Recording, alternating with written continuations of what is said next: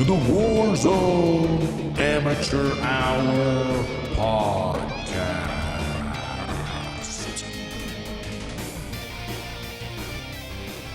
All right, welcome back to the Warzone Amateur Hour podcast. This is episode number 83, the first episode in a post-Vanguard Season 4 world, which, to the delight of some and dismay to others, which we'll go on to hear, has, I would feel, dramatically shifted the landscape of Warzone. So there's clearly so much to dive into, so many impressions upon impressions to share and discuss and iron out where we stand, where we are, what is going on in the Warzone. But before I give my thoughts, dive into all the news and, again, impressions, I will turn to the 10-inch Cowboy and ask you, Cowboy, how was your week back in the Warzone after a 1-week hiatus? Well, thank you. I can tell that you're holding back your pure enthusiasm and excitement for the game and the changes. My week in the Warzone was pretty good. I am a fan of the new map. I had a great time with it. It's new, it's fun, it's exciting. I'm, trying new things. Yes, it is insanely sweaty. Yes, I've been getting killed very fast. Yes, there are some speed hiccups that are happening right now in the game that are frustrating, but nonetheless, we have a brand new map and it's a different style of map. It's different than Rebirth, and it's definitely different than obviously Caldera and Verdansk. So I am excited, and I played a lot, and I had a really nice time playing. New places to explore, just kind of it's interesting. But I am feeling one way about it, which is positive and excited. I'm going to hand the microphone over to you and let you tell the crowd how your week in the Warzone was.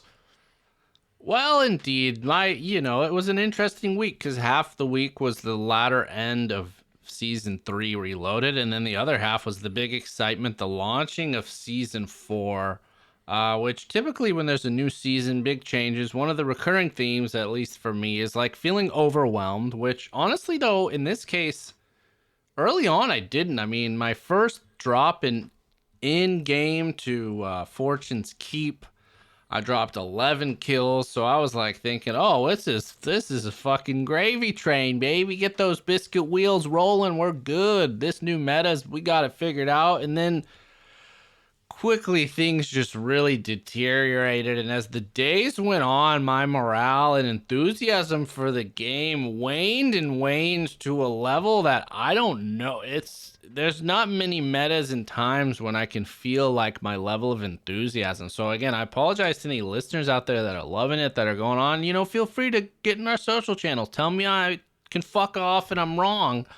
But we're always going to give it to you straight. And for me, Tron, I'm not really feeling the vibe of the Warzone at the moment. Wow. So why not? What specifically are you not happy about? You keep saying the meta is broken. What gun are you talking about? And just kind of elaborate there, because I don't feel that way at all. So I need to understand where you're coming from. Well, I mean, I was thinking we would get into coming to these things one at a time, because before even Season 4 kicked off, we did have something notable going on at the end of Season 3, which was that brand new Rebirth Exfil game mode. Did you have a chance to jump into that? Yeah, I did. I think you and I jumped into it. Or was it? Didn't you get exfilled? I feel like you, or maybe you texted us that you did, but I definitely got in there. But then we didn't win. Not in our session, but I did end up winning one of those. Nice. Yeah, I played it. I'm trying to, so much has happened in the few days since that has changed that I'm having a hard time recollecting what exactly that was like. But yeah, I feel like it was fine, but kind of I wished Rebirth was back. Wasn't that the situation where they introduced this thing and then all of a sudden they put Rebirth back on a few hours later because people were like, this fucking sucks? That's correct. We talked about last week, get ready. Rebirth's going to be going away. Enjoy it while you can. Well, those of us that wanted to were kind of sorely mistaken or couldn't do so with this brand new Rebirth Exfil game mode going live. It was only trios configuration, only thing available on Rebirth when it happened. And the way the game mode works, for those of you like Cowboy that either didn't play it or just don't remember, is essentially it was Rebirth Resurgence, but there was this radio that would spawn on the map, and essentially each team would try and grab and acquire the radio, hold it for a given number of seconds, minutes, and then you would exfil, which they didn't even have an animation or anything special related to that. Like, it wasn't like, oh, they nuked Rebirth like they did back in Verdansk. And it was all right. It was kind of frustrating, but then on the one where we did win, we were in the bunker of Red Room, and we just literally held that as people kept coming, and they kind of, other teams cannibalize each other. So it was like cool, but as you said, everyone complained, and then a few days or hours later, they're like, all right, we understand you want to enjoy Rebirth for these last fucking days you got, so here you go. And that we did. It was glorious. I'm saluting into the sunset, Rebirth, waiting for that ship to come back over the horizon and park itself in front of me. Wow. So, well, yeah. So, but I guess if we're talking about wanting Rebirth to come back, that means that the void was not filled by the new map. Yeah. So then let's drop into it. So then season 4 came around. We previewed pretty much, every nook and cranny of it last week, as we always do on the podcast. So I felt like I kind of knew what was coming going into it. Obviously, the big red card, though, or wild card, is what's going to be the weapons tuning. And we anticipated, okay, well, the meta's pretty good right now, especially the SMG space. Maybe we'll get an STG nerf. Definitely have to get an NZ, whatever the number is on that nerf, because we haven't really talked about the NZ has kind of gone out of whack after its recent buffs. It's like the default meta. It shreds with 0 recoil. It honestly makes the fucking STG look like a kitty gun. So it was like, okay, well, they'll bring those back in line. Then the meta should be pretty interesting. We got these new guns coming in. Maybe they'll get, the Type 100 or some of these other SMGs that are the Blixen.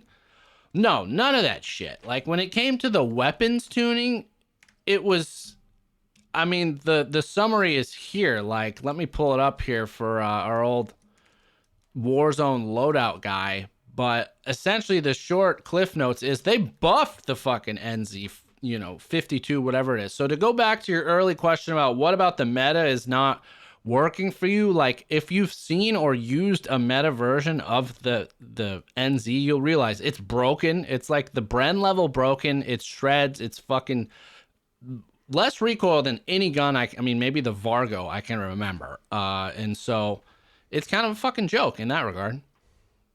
Yeah, yeah, you're not wrong. You're also very salty about this. It sounds like you don't have that gun fully leveled. I'm pretty up there with it, honestly, in comparison to with the DMR when that was going on. I couldn't even chase that. I was too far behind some of these others. But the NZ, we used that as ground loot fairly often, so mine's up there. It's definitely not tippy top, but it's pretty solid. Yeah. What do you think about the SMG situation? Because there is that. That's not cut and dry. Well, to go back to the fucking NZ is like, I've never, you can go back to the record, check the podcast. Even times when I have that meta dope gun, a lot of the times it's like not that fun, because if everyone else has it, the TTK now has effectively been ratcheted way fucking fast again. Like, you literally get shot 3 rounds by that and it feels like you're completely plated. It's like we're back to the old hide and seek version of Warzone almost here. And in addition, the brand new UGM 8 True Game Data confirmed that thing's like broken beyond repair too. So we got 2 broken long range guns that have just basically wiped out the whole thing. Like, yeah, you can get along with some of these others, but if you're not on that train, then you're getting a train ran on your ass. But in terms of the SMG space. So wait, before we go to SMG, are you not playing until they fix this? Is it, you're giving up, you quitting the podcast? What's going on? I'm on here and there, but like, there's other games, honestly, in the old library calling my name, and a brand new one coming out this week where I'm just like, maybe I'll run a few. Like today, I ran 2 games of Warzone with you. We won one of them, and I literally was fine getting off. I didn't miss it and was like, oh, can't wait to get back into it. Wow. Okay. Well, let's move on before you say something you can't take back. Let's talk about the short range meta, as you said. One of the metas that we've talked about was the most balanced going into this brand new season. They were introducing this new dual wieldable SMG, which we were a little bit of concerned about, but not too concerned. In fairness, it seems like it's pretty good. It's not crazy out of whack. The brand new SMG, the Marco, I believe it's called. But The Marco's actually, I was gonna say definitely like the newest, strongest weapon. It seems that weapon to me seems out of control. I get killed by that so quickly. Is that the one that you can dual wield? I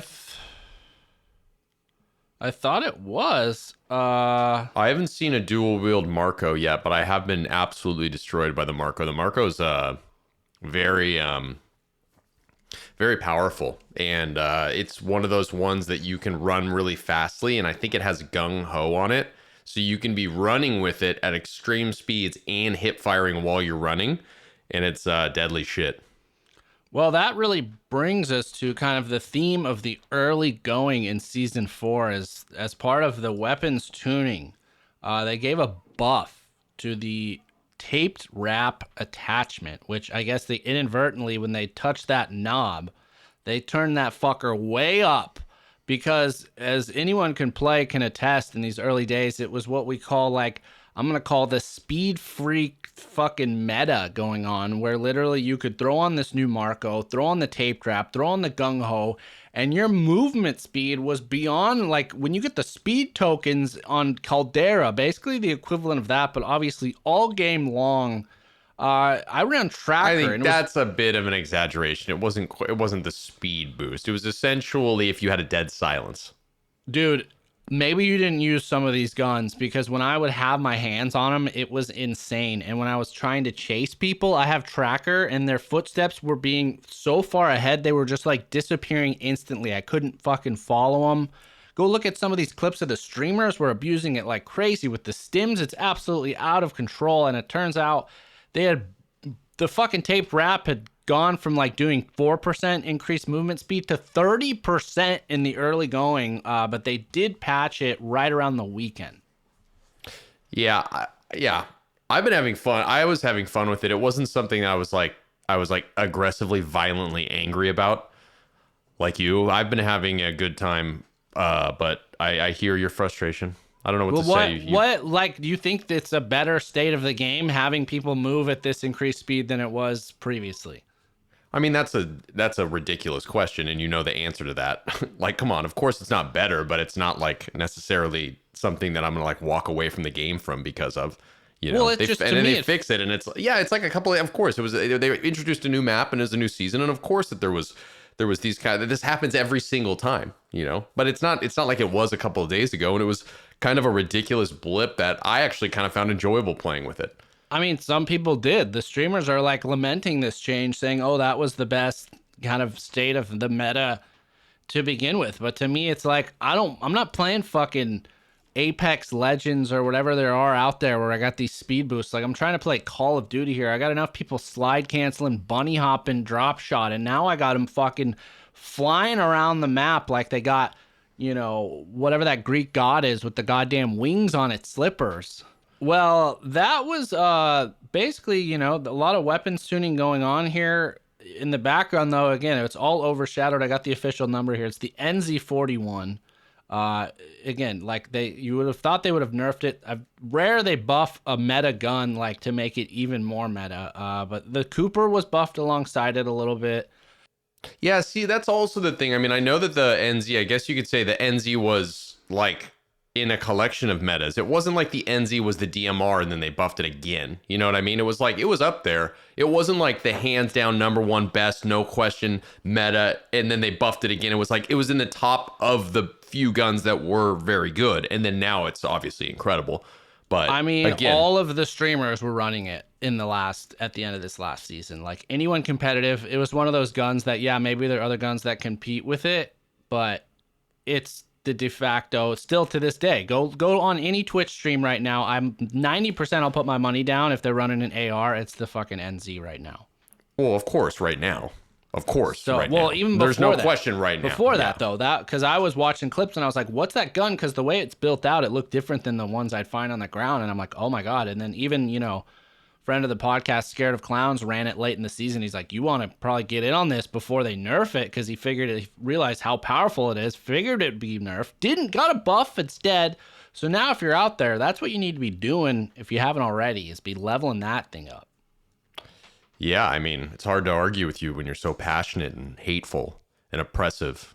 Well, let's flip then to, talk about this map, Fortune's Keep. We've got some time on it. We've got some wins on it. What are your first impressions of this brand new Resurgence map, our third map offering in the history of Warzone? Yeah, I really like it. I have had a lot of fun on it. It's got so much, like, it's very dynamic. I really like it. It's not simple, just like inside, outside, rooftop, this. There's down low. There's like very tight buildings. There's more spread out buildings. There are rooftops. There's just like a lot of shit going on the map. I do like how easy it is. Not easy, but it's if you're getting fried, you can kind of get out of things quicker. It's easy to like kind of like maneuver and, evade. Like evasive maneuvering is easier on this map.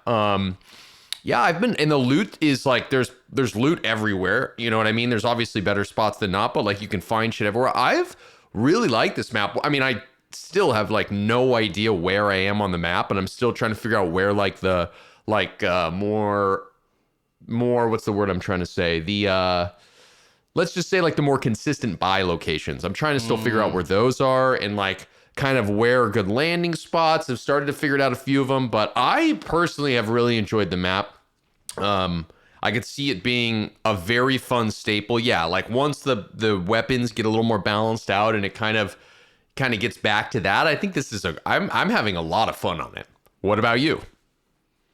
Yeah, this new map was, I think for me, was surprising dropping into it, because it came out of nowhere, and it seems like there must have been a shitload of time and energy put into designing this map, because as you said, like in terms of depth, like the size, I guess if you look at the TAC map, is similar to Rebirth, but if you kind of factor in all the verticality they've included in it, it's like 3 times as big, I feel like, in terms of space to explore, the buildings you can go inside of. It's kind of like early on they would have Call of Duty maps like this, but 70% of it, you wouldn't be accessible. You could only kind of stick to the streets and the alleyways. Now it's like they've created something like that, but it's wide open. You go through basically all the buildings. You can jump on the roofs, do a bunch of parkour, which I think is actually probably one of the coolest parts of this game, is being able to traverse like at the higher levels by finding new routes and running around. It's like fucking Assassin's Creed almost type of vibes going on with this game here. Especially when you get down to those like old churches. I don't think you ever played Assassin's Creed, but I did for not those of know you out there. So I mean, it's definitely, I'd say, like the antithesis of Caldera, which is just completely flat. The only verticality is hillsides, basically, and mountains. This is just so much going on. I like the whole environment of it, like the Mediterranean feel. I think it's a cool map. My only kind of dig is it seems like it's very prone to kind of feast or famine in this map. Like if you get established, you get your loadout, which seems incredibly hard to find a buy station to get a loadout on this map. So really would have been having difficulty with. But if you're able to kind of do that and get established in a high area, especially where the circle's going, you can kind of just hang out there and dominate everyone from above. Where on the flip side, it's like if you get behind in this game, it seems really hard to kind of re-challenge, especially as it gets small. It's like there's nowhere fucking safe. It seems like that's kind of the flip side of the coin with the roofs, is like you can't really hide from some of these people. They can chase you like it's fucking Jason Bourne, going across the roofs. Am I right? Yes, I completely agree it's a feast or famine. When it's hot on this map, I swear there's like 4 or 5 teams in a skirmish. Like, you turn a corner and you start fighting with the team, it's almost guaranteed that a third party or a fourth party is going to come fuck on you.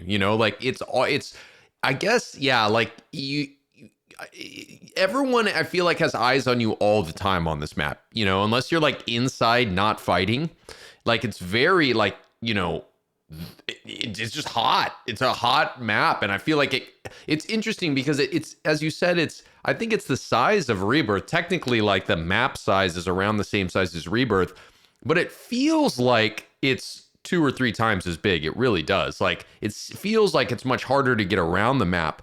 But I also think that it's also like a Rebirth, you can find much more quiet areas to like regroup, get a loadout, figure your shit out. On this map, it's like, as you said, it's feast or famine. Like if you don't, it's hard to find a little spot to get your shit together, you know, and like kind of regroup here. And I wonder if it's because we just haven't figured out where like the alpha spots are on the map where you can kind of post up and just fuck on people. Like we haven't figured that out yet. And like the good players already know that, and we're like just getting shit on. But yeah, I agree that it's just so interesting how map design completely changes the experience of the game. You know, like fundamentally, it's unbelievable how like just like simple map layouts change everything, like how you experience the game. It's crazy. Yeah, it is. It's a different like style of game. I think, you know, staying on top of each other, super important. Yeah, like you said, so much third partying. It's like you kill a team, you get the team wipe nodie. Like you're already expecting there's probably a second team already on you. Or I feel like teammates play really close by, or they can get to each other quickly. So it's like you kill one, and it always seems like there's more coming for you. So it's kind of an interesting situation. But you also had a good note about like there are more routes, it seems like, to kind of escape.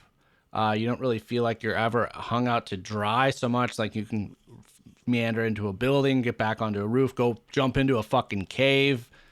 So I think that's kind of a nice balance there. I think you're there. You're right on about, well, like we're still exploring it, still figuring out our areas. I don't have a go-to area yet. Does it feel like there's too many people on the map? It's definitely like crowded, and it lends itself to just so many areas. I mean, there's line of sight across a large amount of that map, and that's the nature of when you have verticality included. It's like those are the positions of power because you can just look over everyone. You get like that 360 view basically, and people are parachuting in too, and it's just like, this would be an insane map to have like the old one headshot down car. You know, this would be an incredible map for that. I wish that they still had that. That's a good point. This map would be unbelievably fun, like looking down in the caves, being up on like the roofs of Keep, like in the lighthouse, like, or just like the little Mediterranean village on the west side of the map. Like you would fry people. I mean, maybe it's a good thing it's not here, because that would probably be the undisputed meta, you know. Maybe, but at the flip side, I think that could kind of take some heat off the roofs. Like there's a little bit more risk going up that high. You're putting your little fucking beak out to, you know. Yeah, based. Or it also could eliminate the NZ meta players right now that are like typically in like upper powers of dominance. Like if you had a car and you saw them on the roof and you could turn a corner and one shot snipe them in the head, and it would kind of maybe even like balance the power out a little bit. I will say I did face some snipers early on in my going, and they were able to get some of those one shots. I don't think they were running, you know, the HDR. I think they were getting close enough for the car to make it work. So it's worth a try if you're out there interested in checking it out, or getting, you know, that sniper re-equipped. See if those distances will still give you that one-shot headshot. Maybe I'll have to try that out. But the other new addition that we touched on and finally got our hands on was the brand new black market contract. Before we dive into how that works, let's go ahead and take a quick break. A company that's supporting our podcast and that we'd love to share about, and that is our next partner, which is, as you've heard about, Athletic Greens, and their AG1 supplement, which supports better sleep quality and recovery, supports mental clarity and alertness. It's backed by some of the latest science. It's had constant product iterations and third-party testing. If you're one of those people out there, you take a multivitamin. You know, you probably go to the old CVS, you look at the ones on the wall, you say, oh, I'll take this one, but you don't really know what the quality of the vitamins are that are in there. So when you go with something like AG1, you can be sure it's filled with high quality ingredients that your body is actually going to absorb.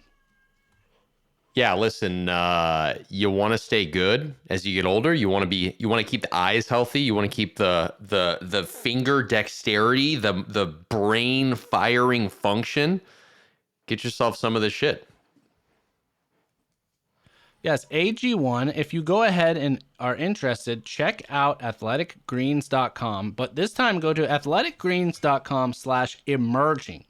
And they're going to go ahead with your purchase to give you a free 1-year supply of immune supporting vitamin D and 5 free travel packs with your first purchase. It's time to reclaim your health, arm your immune system with convenient daily nutrition. It's just 1 scoop in a cup of water every day.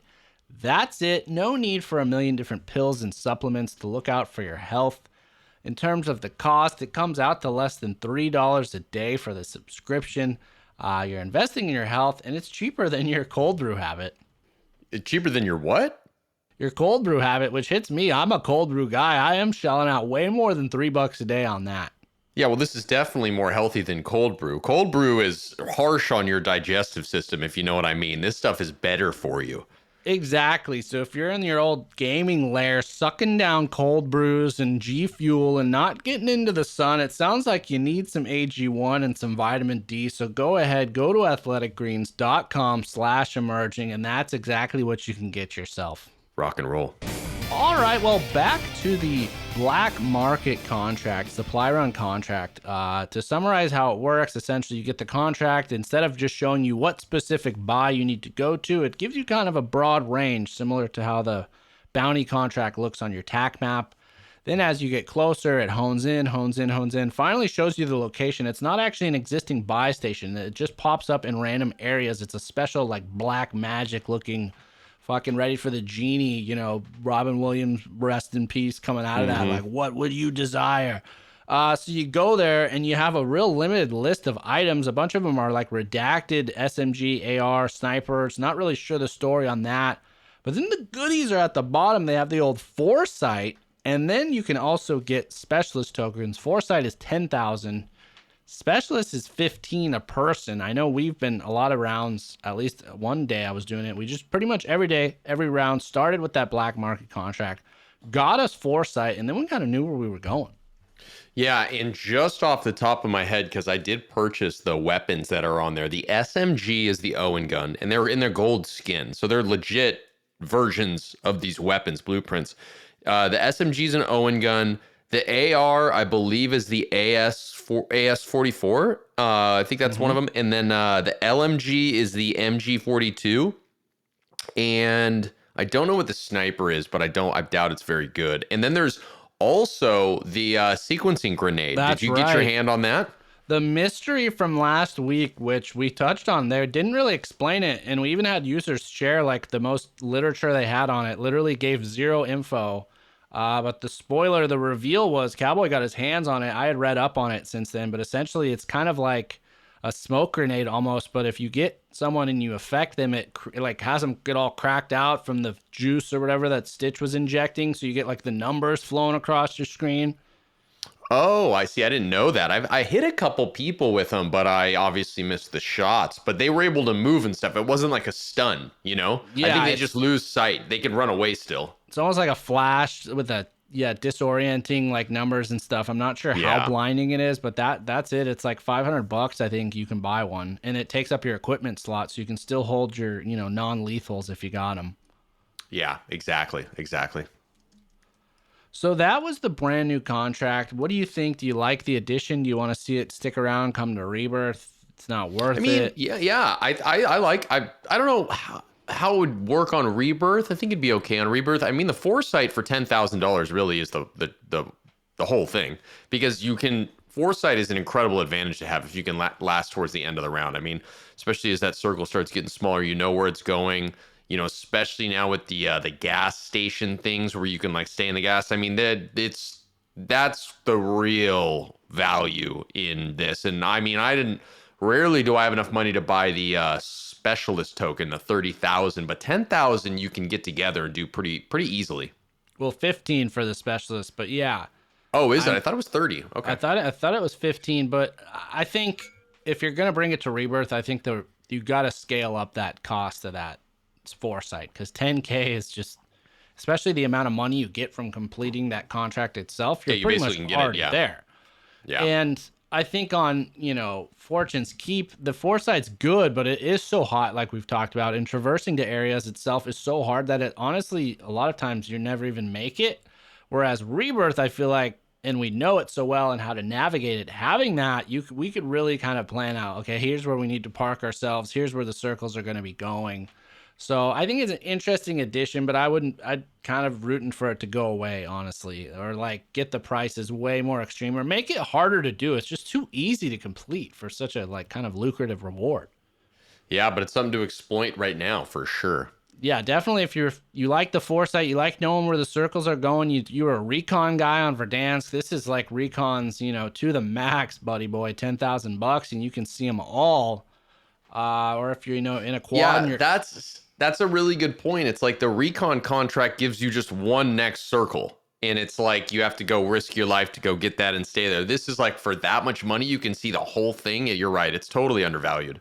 Yeah, and so I don't think they would ever come to Caldera. If it did, they'd have to probably get rid of Foresight, maybe introduce something else. I do think $15K for Specialists, that's fair, because it's like you got a quad, you're going to need $60,000 to equip everyone with that. And then, when you lose that when you die. Foresight, you keep the whole round. True. That with Resurgence as well. That's a great point. So yeah, I think maybe it needs to be rethought out or not really doing much, but it's interesting. It's a wrinkle. But are there any final thoughts on Fortune's Keep, on the new Resurgence kind of setup before we talk about Caldera? No, I mean, it's a crazy new map. It's interesting. I've enjoyed playing it. I'm happy personally. I don't know about you, but I'm happy. Tron is not so pleased, but we'll just keep trucking on to stay on the positive side. Talk about Caldera. Were you able to get on Caldera with this 50% vegetation reduction? Get a taste of that? To be honest, no. I didn't play Caldera one fucking time this week because I was busy on the new map. I really don't care about Caldera right now. I'm focused on the new map, and you got to be the same way, right?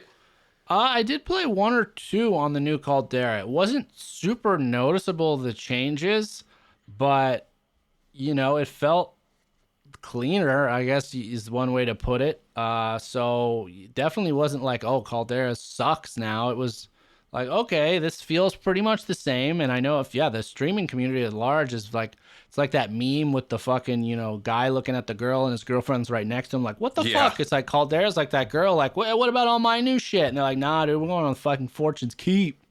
Yeah. Well, I mean, it's a new map.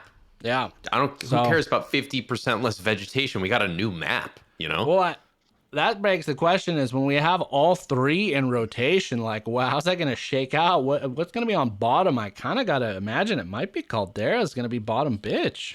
No question about it. Caldera is going to be not just on the bottom, but on the way bottom. I think it's more of a question of which will be number one. Ooh, so, I mean, this begs a kind of impromptu question of if we get to that point where Caldera's the very bottom, the top two testes of Warzone swinging around are Resurgence maps, like, and ask the fundamental question: what exactly is Warzone? Is Warzone really truly a battle royale at its core, or is it something kind of more of a hybrid at that point? Because that's really Resurgence is like the hybrid between multiplayer and battle royale, whereas the purest experience was only Verdansk, only had that, and now that might be like the thing people do the least. Isn't that kind of interesting to consider?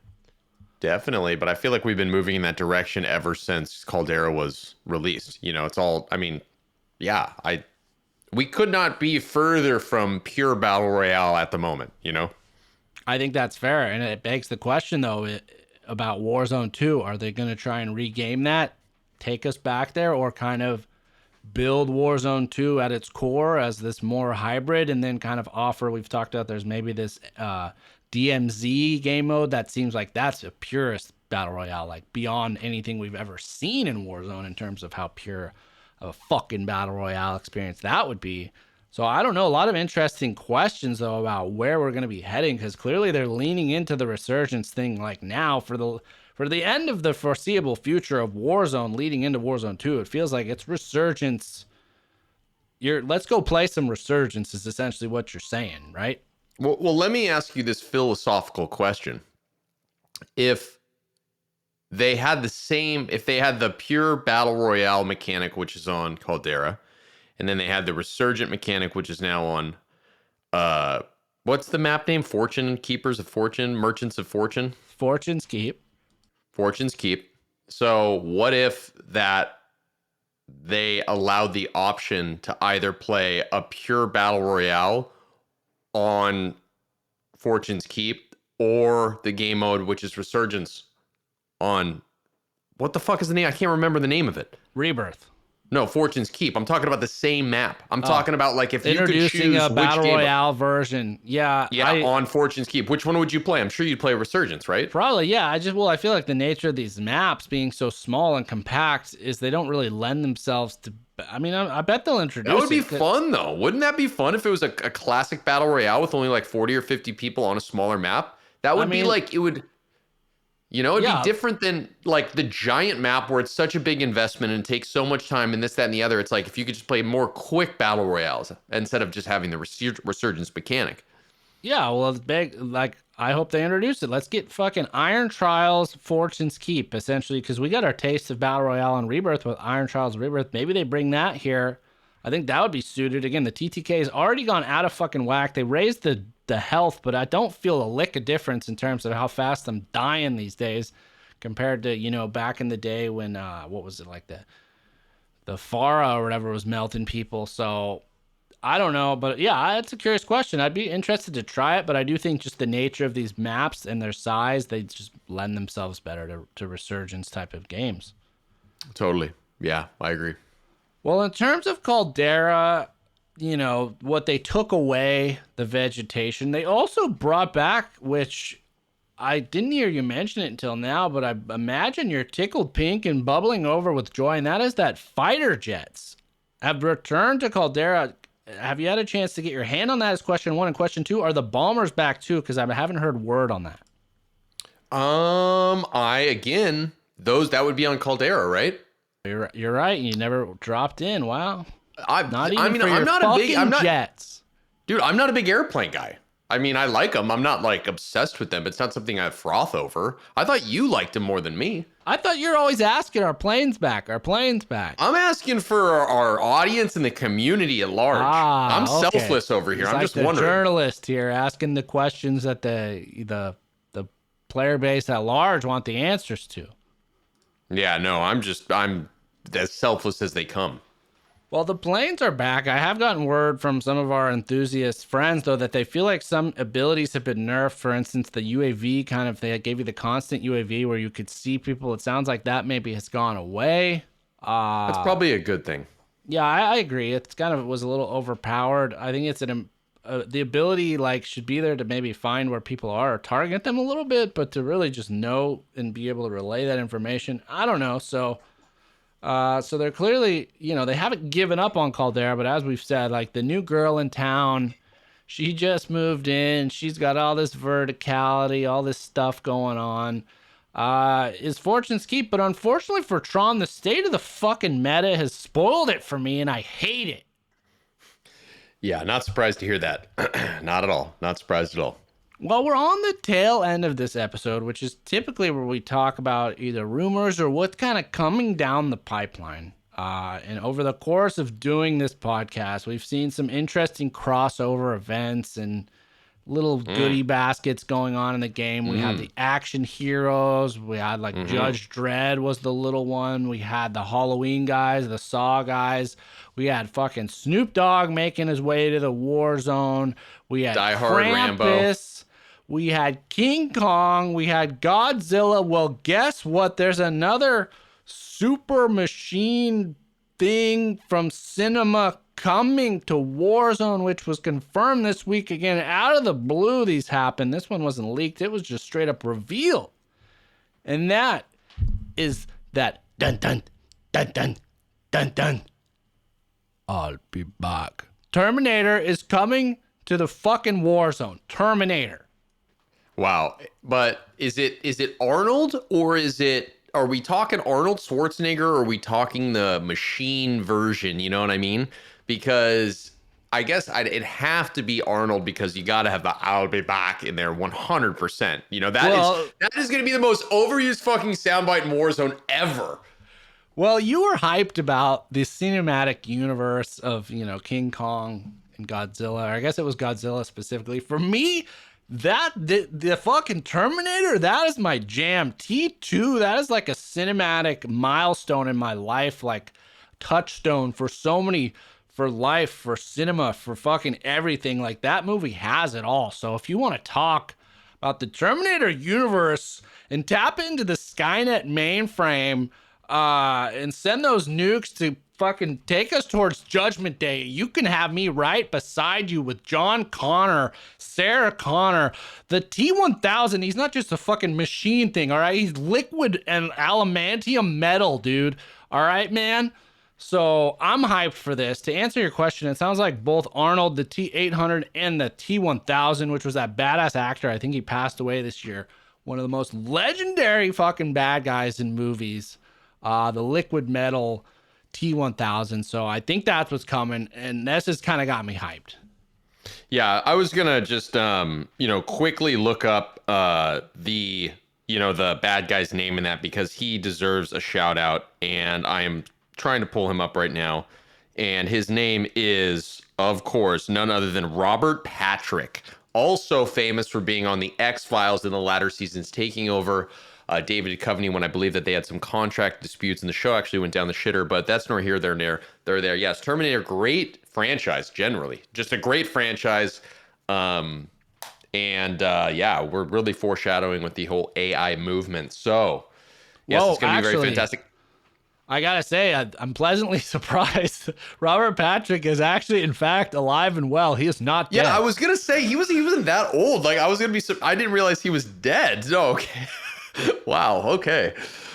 So if you're out there, Mr. Patrick, we love your work. We're so grateful that you're alive and well. Robert Patrick, big fan of the Warzone Amateur Hour podcast, I'm sure. Going to be very offended you thought he was dead. Well, we're a big fan of yours here. But yeah, big fan of Terminator. It was kind of cool the way they did it too. They leaked, or not leaked, Call of Duty published an image. It basically had a bunch of gold bars, and then one of the bars was white, and it was like, oh, the exposure is too high or something kind of thing. Like, can anyone solve? And then people scaled down the exposure, and you could see it said Skynet essentially on one of the gold bars, which of course Skynet's the company at the heart of the Terminator universe that creates the AI that then becomes self-aware, that then takes over, that then nukes the entire planet to kill humans and keeps sending machines back in time to kill John Connor or Sarah Connor. So yeah, that crossover event's gonna be coming. Gonna be here, and it'll be. I imagine they won't have Arnold himself, but maybe they will. They had Snoop's voice for him, so maybe they get Arnold in there, and maybe Mr. Patrick, since he is alive and well.